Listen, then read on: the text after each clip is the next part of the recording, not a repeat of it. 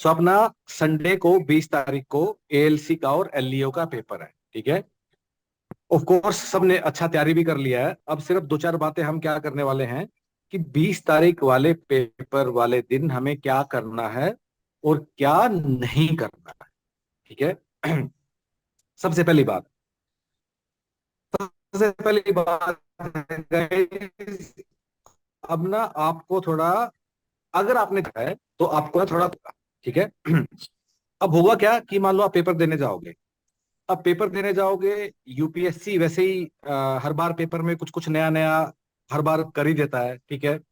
और तुम्हारा तो सिलेबस में भी चेंज हुआ है। सो सिलेबस चेंज हो जाने के बाद जो ये वाला सिलेबस है, इस वाले सिलेबस के साथ पहली बार यूपीएससी एएलसी का पेपर कर रहा है। सिर्फ इतना ही नहीं, जस्ट फॉर योर इंफॉर्मेशन, अभी तक अपने कंट्री में किसी भी एग्जाम में, जैसे बाकी एग्जाम्स भी होते हैं एचआर ऑफिसर का, पीएसयूज में, यहाँ वहां, आज तक किसी ने लेबर कोड पूछना शुरू नहीं किया है, चाहे यूजीसी है कुछ है। तो पहली बार कोई अपने पूरे कंट्री में, पूरे इंडिया में पहली बार कोई लेबर कोड से सवाल पूछना शुरू कर रहा है पेपर में, ठीक है। तो इसका मतलब क्या है कि एक तो यूपीएससी खुद में एक शरारती ऑर्गेनाइजेशन है, कुछ कुछ नया नया करता रहता है, ऊपर से सिलेबस से भी कुछ है। तो सबसे पहले दिमाग में ये सोच के चलना है कि कुछ ना कुछ वहां जाके हमें सरप्राइजेज मिलेगी।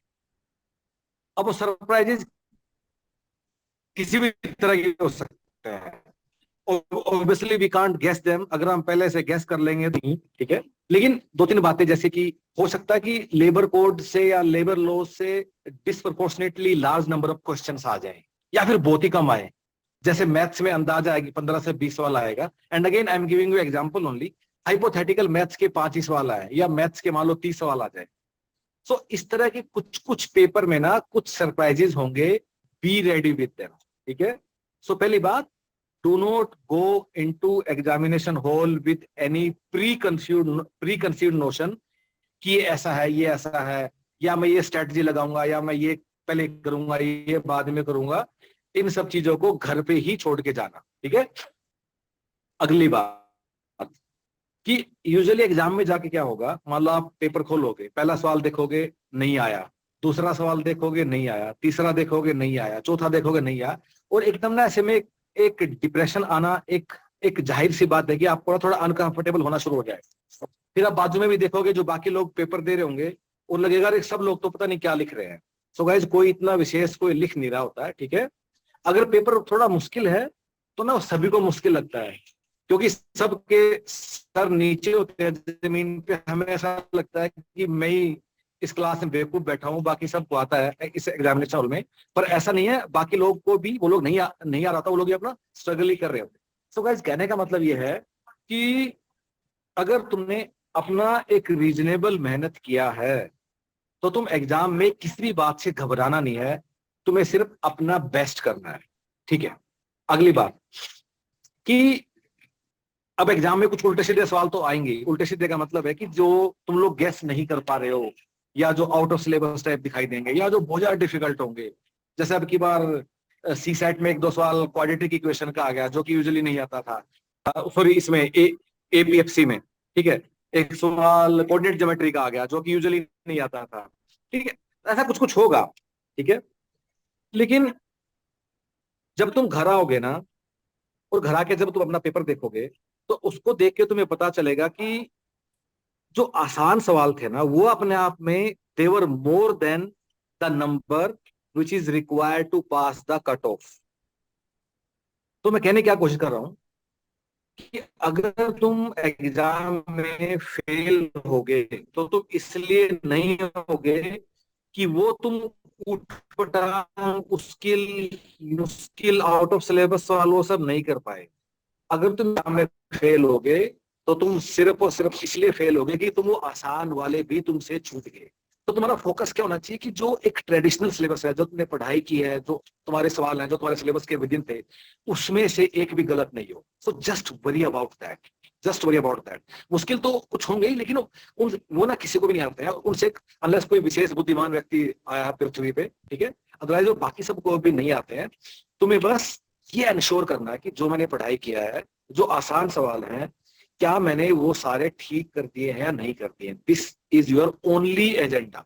और हालांकि मैंने बोल दिया, लेकिन कुछ लोग फिर भी ये गलती करेंगे, कुछ लोग केयरलेसनेस मिस्टेक करेंगे, कुछ लोग न्यूमेरिकल एप्टीट्यूड के सवालों में सवाल ठीक से नहीं पढ़ेंगे और इसलिए सवालों गलत करेंगे। कुछ लोग 4 ऑप्शन में कौन सा करेक्ट है वहां गलती से सवाल आने के बाद भी मार्क करेंगे, और घर आके पेपर को देख के उन्हें एहसास भी होगा कि मुझे ये तो आसान वाले सवाल थे, मेरे से ये कैसे छूट गए। ठीक है, तो worry about that only. Be ready with surprises, be ready with की जो भी यूपीएससी करेगा, जो भी कुछ है वो उसमें नई नई चीजें होंगी, वो तो एग्जाम में होने वाला है। ठीक है, अगली बात पे आते हैं। अगली बात क्या है? हमारा कट ऑफ। ठीक है, दिमाग में कुछ भी ऐसा लेके नहीं जाना है कि मुझे ना 60 सवाल करने हैं, मुझे 80 करने हैं, मुझे 40 करने हैं। ऐसा क्यों नहीं? क्योंकि depending upon difficulty level cut off काफी ज्यादा वेरी करता है। तो एक एग्जांपल देके बताता हूँ। जो ईपीएफओ का 2017 में पेपर हुआ था, उसमें जिसने 120 में से 58 क्वेश्चन करेक्ट किए थे नेगेटिव के हटाने के बाद, उसको इंटरव्यू कॉल आया था। सेम एग्जाम जब 2021 में हुआ, तो उसमें जिसने 120 में से 76 करेक्ट किए, a jump of around how much, कितने का जंप हो गया? 17-18 नंबर का जंप हो गया। जिसने 17-18 नंबर नहीं, 17-18 क्वेश्चंस का जंप हो गया। तो 2021 में जब सेम पेपर होता है, तो उसमें 75 से 76 सवाल ठीक करने पे इंटरव्यू का कॉल आया था ईपीएफओ ईओ का। यूपीएससी की साइट पे जाके सब चेक कर लेना, सब पड़ा हुआ है। सो गाइस, मैं कहने की कोशिश कर रहा हूँ कि अगर हम एग्जाम में कुछ प्री कंसीव नोशन लेके जाएंगे कि मैं इतने सवाल ठीक करूंगा या मैं इतना कुछ करूंगा, तो मतलब it will not help you. In fact होगा क्या, मान लो तुम एग्जाम में जाते हो और पेपर भयानक ही कठिन आ जाता है। ठीक है, और तुम एग्जाम में लेके जाते हो मुझे 75 तो ठीक करना ही है। वहां तुमसे ठीक हो पाते हैं मान लो 60, फिर तुम लगाओगे तुक्के, 1/3 है नेगेटिव मार्किंग, और 1/3 नेगेटिव मार्किंग काफी ज्यादा होती है, तुम्हारे पेपर को फेल देगी। नेगेटिव मार्किंग करोगे, हालांकि 60 सवाल ठीक आते थे, फिर भी घर आओगे तुम्हारा स्कोर होगा 48-50। एग्जाम के बाद जब कट ऑफ आएगा तुम्हें लगेगा कट ऑफ तो था 56, और उसी फिर तो मेरी बात याद आएगी कि ये तुक्के लगाने की, ये चैंपियन बनने की जरूरत हमें नहीं थी। सो अगर अच्छा तैयारी किया है, मेरी हर बात का जंक्शन क्या है गाइस? अच्छा तैयारी किया है। अच्छा तैयारी नहीं किया फिर तो ठीक है, अपना जो भी बाबा जी का मंत्र उसको पढ़ के जाओ। ठीक है, लेकिन अगर अच्छा तैयारी किया है, तो अपने अंदर ये कॉन्फिडेंस रखना है कि अगर मुझे इतना सही आता है तो शायद इसके आसपास ही कट ऑफ होना चाहिए। ठीक है, इतना उसको लेके घबराना नहीं है। तो तुम 75 का स्कोर मन में लेके जाओगे वहां, लेकिन सवाली पेपर ही मुश्किल है, और तो अपना पूरा score because of negative marking, in that eagerness of doing more attempts, तो अपना सारा स्कोर तुम अपना खराब कर दोगे। ऑन द अदर हैंड, मान लो हाइपोथेटिकल सिचुएशन है, तुम 75 का टारगेट लेके जाते हो, पेपर में 90 सवाल हैं जो तुम्हें आते हैं, तो क्या तुम रुक जाओगे 75 पे? नहीं रुकोगे ना। सो का आइडिया क्या है? आइडिया ये है कि बिना किसी प्री कंसीव्ड नोशन के कि मुझे इतना कट ऑफ जाएगा, जस्ट अपना बेस्ट कर जाओ, just do your best and that will be sufficient for you. अगली बात, सो गाइस मैंने कहीं कुछ पॉइंट्स लिखे थे, so give me a second, मैं अपने नोट्स खोल लेता हूँ। अभी ना मेरी आवाज ठीक से आ रही है, राइट? यस सर, आवाज ठीक से आ रही है, थोड़ा बीच बीच में ब्रेक है बट इट इज मैनेजेबल। हम्म। अभी ना मेरी आवाज ठीक से आ रही है, राइट? हाँ, आपकी अच्छा, आवाज ठीक से आ रही है। तो मेरा थोड़ा इंटरनेट और मैनेज, थोड़ा हाँ, प्रॉब्लम है, उससे इट मैनेज करना ही होगा। इट ठीक इट इज है, मैनेजेबल, थोड़ा हाँ। बीच बीच में होता है अ, बट हम सेंस बना पा रहे हैं। हाँ। अच्छा ठीक है, हम्म। ओके, ठीक है, फाइन। तो उसके बाद अगली चीज पे आते हैं guys, ठीक है? कि अब देखो एग्जाम वाले दिन में कुछ लोग हमसे ये पूछते हैं कि मैं पहले मैथ्स करूं, मैं पहले ये कर लूं, मैं पहले, है ना? अब ये सब बातें ना 10वीं 12वीं क्लास तक ठीक लगती है। तुम सब बड़े लोग हो, अपने हिसाब से प्लान करो। एक मोटा मोटा ट्रिप, एक मोटा मोटा टिप क्या रहती है कि पहले ना अगर तुम वैसे सवाल कर लो जो तुम्हें पक्का आते हैं, तो ना थोड़ा मन में कॉन्फिडेंस बन जाता है कि ठीक है, मैंने शुरू के 15 20 25 कर लिए, तो you can start with any of that section. Another thing guys कि ना, ये सब मत करना कि एग्जाम वाले दिन वहां, आपने देखा होगा कुछ लोग एग्जाम वाले दिन बाहर अपना कॉपी पेन नोट्स लेके घूम रहे होते हैं, इस सब से कुछ नहीं होता है, क्योंकि it's a objective type paper. ये सब चीजें काम आता है स्कूल कॉलेज में, जब उसमें कॉलेज टाइम में जब 8 में से 5 सवाल करने हैं और तो पता होता है वही जाके लिख देना है। ऑब्जेक्टिव सवाल में प्रोबेबिलिटी काफी कम है कि, give a minute, objective paper में प्रोबेबिलिटी काफी कम है कि तुम जो सोचोगे उसी में से तुम्हें कुछ सवाल आ जाएगा। तो लास्ट के दिन पढ़ना, ये सब पढ़ना, उसके लिए वरी करने का नीड नहीं है। अनदर थिंग कि ऑफ कोर्स अच्छे से सोना, अच्छे से वो सब करना, लेकिन अगर नींद नहीं भी आएगी तो इन सब बातों से घबराने जो नहीं, सब ना अमीर आदमी की बीमारियां होती हैं कि नींद नहीं आ रही, ये नहीं आ रही। अगर पूरी रात नहीं भी सोए तब भी कुछ ऐसा नहीं है कि तुम्हारे अंदर इतना कुछ स्ट्रेस या इतना एंजाइटी या इतना टायर्डनेस चढ़ जाएगा, पेपर नहीं कराएगा। जैसे पेपर तुम्हारे सामने आएगा अपने आप एक नेचुरल अलर्टनेस तुम्हारे अंदर आ जाएगी। सो कहने का मतलब क्या है, ट्राई टू स्लीप वेल।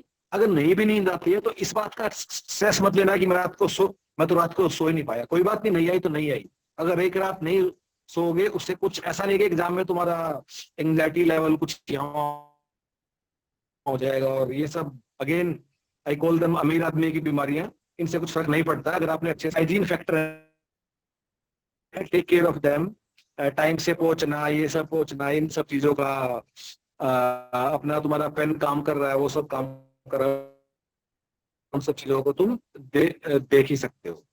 उसके बाद गाइज हाँ, हम लोग अपना जो ओके, हम लोग जब अपना जो सोल्यूशन है पेपर का, हम लोग मंडे शाम तक हम लोग लगा देंगे। तो यूट्यूब चैनल पे आप चेक कर लेना, उसको सब्सक्राइब कर लो, उससे तुम्हें अलर्ट भी आ जाएगा। ठीक है। एंड बाकी देखो, एएलसी का पेपर में तो वैसे ही काफी चीजें प्रेडिक्टेबल हैं। एक डिफाइंड सिलेबस है, कंसाइज सिलेबस है, कंसाइज बाउंड्री है। मैं तुम्हें ये नहीं, मतलब मेरी आखिरी बात ये है कि ना, तुम्हें कोई टीपू सुल्तान बनने के लिए नहीं बोल रहा है, कुछ अच्छा करने के लिए नहीं बोल रहे हैं, सिर्फ इतना बोल रहे हैं कि गलती मत कर। सिर्फ गलत तुम्हें नेगेटिव जानना इसलिए रोक रहा हूं, अच्छा अपने आप ही हो जाएगा। ठीक है। Don't do stupid mistakes, do not be any under assumption की कोई, ये सब फालतू की बात होती है। अगर मेहनत किया तो ही सिलेक्शन होगा, अगर मेहनत नहीं किया तो पेपर देने मत जाओ, बेशक आराम से नेटफ्लिक्स देखो, बिकॉज ये सब चीजें कभी काम नहीं करते हैं जीवन में। और that's all from my side. अब I can take only 2-3 questions, लेकिन अब आज के दिन ये सब मत पूछना कि ये सिलेबस में है, ये नहीं है, ये कैसे करूं, वो कैसे करूं, उसका दिन जा चुका है। सिर्फ एग्जाम वाले दिन की पेपर के बारे में 2-3 सवाल है तो पूछ लो। उसके बाद मुझे कहीं आगे जाना है, तो एक एक करके अभिनव सर विल अनम्यूट यू, और जो पूछना है तो please you can discuss it. Please Abhinav sir. हाँ ठीक है ठीक है। तो जिसको भी पूछना है just raise your hand and then I will unmute you. So let us now go to Sneha. Sir वो एक पूछना था कि हाँ हाँ। सर ने बोला था, निशांत सर ने, कि हम्म कट ऑफ वेरी होता है हर बार हम्म डिपेंडिंग अपॉन द लेवलिटी of question paper. Hmm so but यहाँ पर उन्होंने एक पॉइंट दिया है कि standard suitability for interviews assessments category में दिया है कि हम्म ओपन को 50, देन ओबीसी को 45, देन हम्म एससी एसटी को हम्म 40। सो हम्म देन सर स्नेहा फिर ये तो स्नेहा स्नेहा अगर, स्नेहा, हाँ सर, वो ना मिनिमम मार्क्स की बात हो रही है, मिनिमम कट ऑफ की, न कि ऐसा नहीं कि उतना लेने से सिलेक्शन ही हो जाएगा। Cut off will be higher than that. Okay, no no, हाँ वो तो है, but what I am asking कि ऐसा कुछ हार्ड पेपर आया तो उससे भी नीचे भी कट ऑफ जा सकता है ना सर, अब आपने छोड़ दो जैसा ना बोला था। Neha, let us stop hypothetical situation, leave all this. ऐसा नहीं होगा। तुम्हें ना बेस्ट करो बस, हम्म, जस्ट ठीक डू है your, just maximise your score, बस इतना याद रखो। ठीक है। So let us now speak to Mahesh. एक क्वेश्चन था। एक्चुअली सर ने अभी बात की कि ठीक है तुक्के तो नहीं लगाना, लेकिन ऐसी सिचुएशन हो जाती है कि जब दो ऑप्शन तो आप एलिमिनेट कर पाते हो, लेकिन दो ऑप्शन रह जाते हैं, यस तो वहां पे रिस्क यस लेना महेश, यू आर वर्दी है राइट। या नहीं वर्दी? Mahesh Mahesh, you are right. Of course now अपने पास 4 ऑप्शन होती हैं, ठीक है। अगर 4 में से हम मान लो एक ही एलिमिनेट कर पाते हैं 4 में से, ठीक है, हमें पता कि एक ही एलिमिनेट कर पा रहे हैं, बाकी 3 हम अगर यूज कर पा रहे हैं, ठीक है, we can take selective decision कि उनमें से किसी में तुक्का लगाना है, किसी में नहीं लगाना है। अगर 4 में से तुम 2 एलिमिनेट कर देते हो, देन डेफिनेटली फिर तुक्का लगा देना चाहिए, क्योंकि मैंने 2 एलिमिनेट कर दिया है, तो बाकी 2 में आंख बंद करके एक को कैट कर देना चाहिए, then you have higher probability. Yes, you are right, उसमें वो कर सकते हो। I think that's all. हाँ, आई थिंक सर ज्यादा दैट इज, हाँ। हाँ, ज्यादा डाउट की जरूरत है नहीं, छोटा सा पेपर है, जाना है, आना है, अपना बेस्ट करना है, अपने ऊपर भरोसा करना है अगर मेहनत किया है तो, और बस ठीक है, दैट्स ऑल। ठीक है, so guys all the best, do well. आप लोगों ने काफी महीने से इतना सारा मेहनत किया है, कुछ लोग कई सालों से लगे हुए हैं, एएलसी काफी मोस्ट अवेटेड एग्जाम था। बस जो गलतियां हैं पेपर में वो मत करना, ज्यादा कोई विशेष करने की नीड नहीं है, उतने से ही सिलेक्शन हो जाएगा। And all the best guys, all the best.